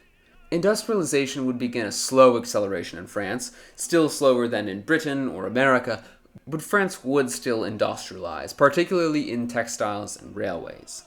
Especially as Charles XI now may actually promote state-led industrial projects, trying to position France as a rival to Britain's industrial dominance. This may begin to spur up a colonial competition, with France conquering Algeria. We would also see Russia begin to fall closer into this European geopolitical framework, with the Anglo-Russian rivalry over Central Asia, known later as the Great Game, emerging about the same time as it did historically, driven by Britain's fear of Russian expansion toward India and Russia's desire for warm water ports. Now, following the death of Ferdinand VII of Spain in 1833, about the same time as the end of the war in Belgium, the Carlist Wars would still break out in Spain, pitting liberal supporters of Isabella II against absolutist Carlists backing Carlos V. King Charles XI in France would probably support Carlos, as Britain would support the liberals and Isabella. In our own history, the First Carlist War happened ostensibly because King Ferdinand VII left no male heir, which we can presume will also occur in this alternate history. Ferdinand was a weak absolute monarch, and he had repealed the Salic Law in 1830, allowing his daughter Isabella to succeed him under the regency of her mother, Maria Cristina. Ferdinand's brother, Don Carlos, or Carlos V, claimed the throne under traditional Salic law, and everyone else fell behind either Isabella or Carlos. The liberals controlled the cities and the conservatives controlled the countryside and guerrillas, but eventually the liberals won out thanks to British, French, and Portuguese intervention and support. In 1839, the Convention of Vergara led to Carlist General Rafael Maroto negotiating a surrender, integrating the Carlist troops back into the Liberal army in exchange for some regional privileges for Basque country. Don Carlos fled to France, but the aftershocks would cause further Carlist wars later down the line and really shatter Spain internally. Isabella's reign, anyway, was plagued by instability, corruption, and constant huge revolts, which some have suggested was Britain's intention anyway in order to cripple Spain for good. But we should note that the British government at the same time favored liberal causes anyway under Foreign Minister Lord Palmerston. Now, in this alternate timeline, the Carlist Wars would again still erupt in 1833 as our own history, following Ferdinand's death and the succession crisis over Isabella II and Don Carlos. However, Charles XI would probably support Carlos V instead of Isabella, rather than supporting Isabella as the French had in their own timeline. And of course, the fact that France's enemy, Britain, was supporting Isabella would already be incredibly suspicious, besides Charles's already conservative tendencies. Britain under William IV until 1837, and then Queen Victoria afterward, would provide naval and financial aid to the Cristinos, probably landing a volunteer force much like the historical British Legion at Cadiz and Bilbao. Carlos, who was based in Navarre, would have a strong force backed by the French, who would likely be able to dominate the north in due time. However, as Britain escalates its support, the Cristinos could probably retake parts of Catalonia. France's supporting army would excel in pitched battles, but these wouldn't necessarily be the majority of the conflicts. Rather, the battles tended to be struggles of Carlist guerrilla tactics, which the French may not be well suited for. The French probably could win the Carlists a decisive battle to control north-central Spain, but by this point I imagine the British could use their naval assets to disrupt France's supply lines, which would force Charles to negotiate out of fear of sparking a broader conflict, especially without any allies clearly to be able to back France. The cards simply weren't right at this point for a global conflict. Isabella would retain the throne, Carlos would flee to France, probably joining Charles's court, but northern Spain would be granted significant autonomy. Now, Charles and France would by this point kind of be isolated on the continent, which would probably prompt a pivot to Austria and the beginning of a closer alliance with the Austrians to counter Prussia and Britain. The coming era, however, would still, like our own history, seem to be one of sort of British dominance. Queen Victoria's ascension in 1837 would produce a Britain with unchecked imperial ambitions. The First Opium War would produce the Treaty of Nanking. Prompting a mini-colonial race as the French begin to accelerate their colonial efforts in Asia, perhaps targeting Indochina earlier, and also in Africa.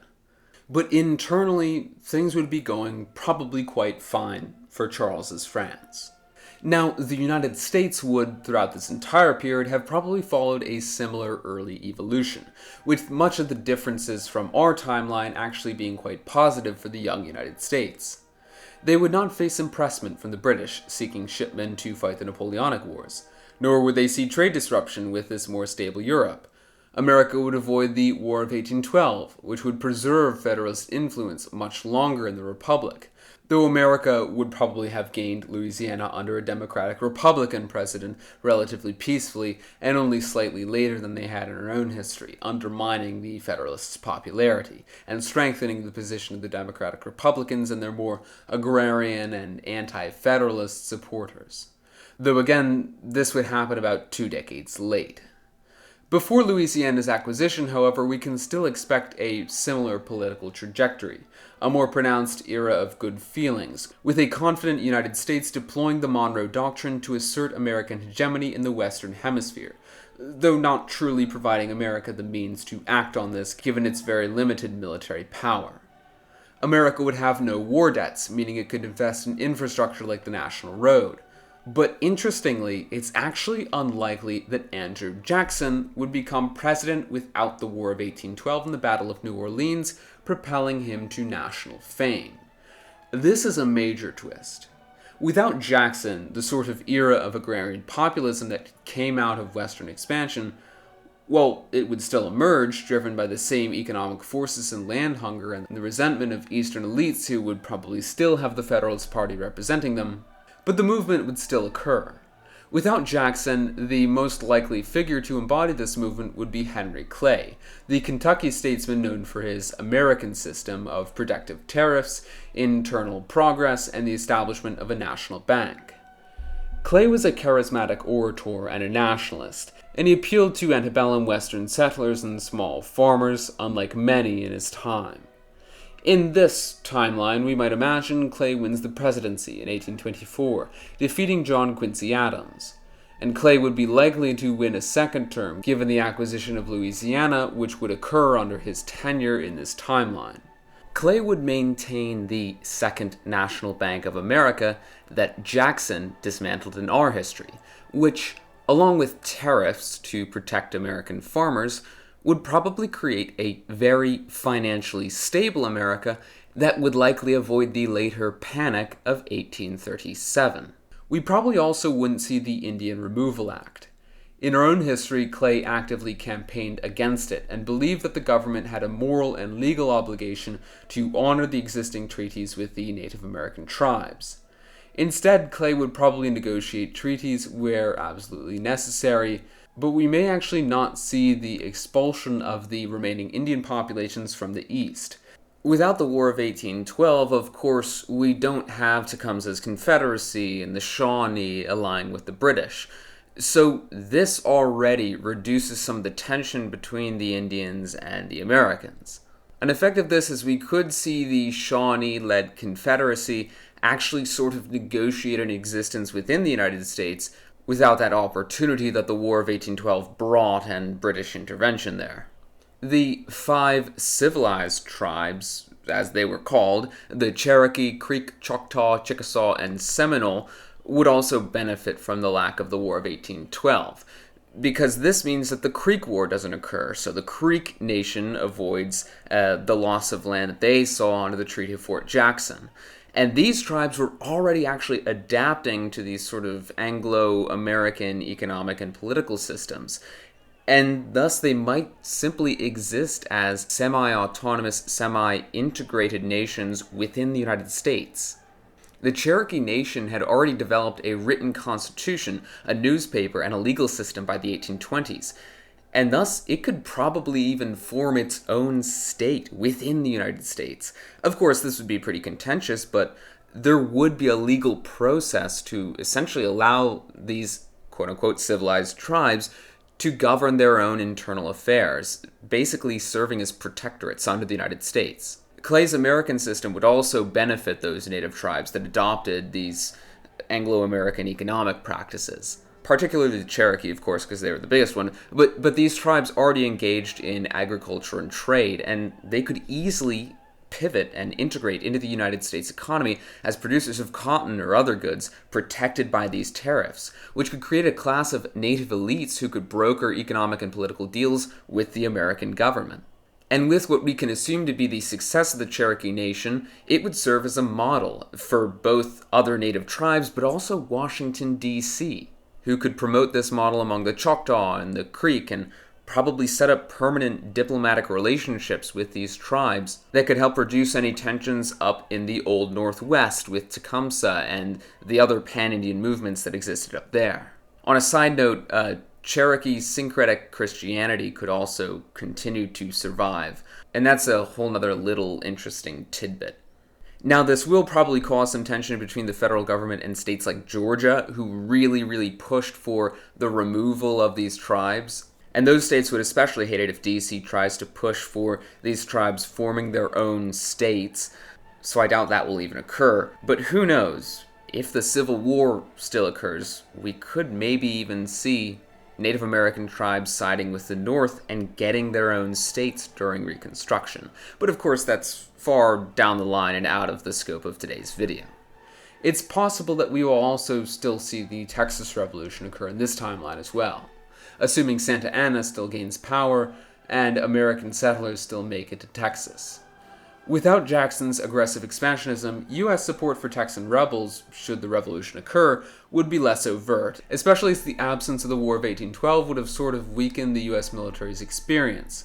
And thus I imagine that Texas will win its independence by 1836, as historically, but remain an independent republic longer, possibly until the 1850s, as Clay's administration tries to maintain fine relations with Mexico.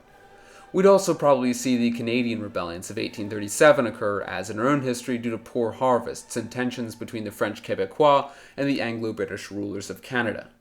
It would be markedly less severe and would probably have the same outcome with the eventual Act of Union in 1840. The most interesting thing, in my opinion, in the Americas would likely be the avoidance of the Mexican-American War. Historically, the war was triggered by the U.S. annexation of Texas and America's expansionist ambitions under James K. Polk. In this timeline, of course without Jackson, and with Texas remaining independent longer, America wouldn't have a reason nor a real ideological drive to actively provoke Mexico. American settlers would still number large in California and New Mexico, and Mexico still really wouldn't be able to control its northern territories, allowing them to basically be overrun by American settlers. But in this timeline, there probably wouldn't be an actual war, with Mexico instead probably selling California and the Southwest later, possibly all the way in the 1850s, after some minor revolts and a government that can see the writing on the wall and that they simply can't hold on to the territories. This would set us up for a far less rocky Mexican-American relationship. As for the rest of Latin America, the US would serve as an economically stable partner for a lot of these new states like Mexico, Colombia, and Venezuela, who would probably want to pursue American trade to counter British influence over the Americas. This would of course strengthen the Monroe Doctrine on a superficial level, though I would hesitate to imagine a sort of economic or defensive league among these states just yet. But the key thing is the greater cooperation amongst these American powers. For the South, you'd see a lot less of this situation, with Brazil and Portugal remaining closer to Britain, while Chile and Peru and Rio de la Plata would just sort of be doing their own thing, probably tilting toward Britain diplomatically and economically. With this alternate history scenario, I think the biggest question on everyone's mind, however, is whether or not the rise of liberalism and nationalism are still inevitable in this alternate world. Of course, as we've seen, the sentiments of liberalism and nationalism do persist in this timeline, and they do still cause political upheavals. But without the radical example of the French Revolution, they've been less militant, less extreme, less destructive, and ultimately more prone to civil transition or reform within the existing hierarchy of the monarchical states. Eventually, it's probable that these forces would promote aspirations toward unification in places like the Holy Roman Empire and Italian Peninsula, but at least in this world, it seems that the revolutions of 1848 and the destruction of the old order are not actually inevitable. Europe, besides Spain, is stable. Radicals have no infrastructure to coordinate within. And though industrialization will certainly shape the future of Europe's monarchies, perhaps causing inevitable reaction like we saw under Bismarck and Wilhelm I, where conservatives co-opted the forces of economic modernization and reform and nationalism, but it seems this world, without the French Revolution, would be a much stabler, less volatile history than we're familiar with.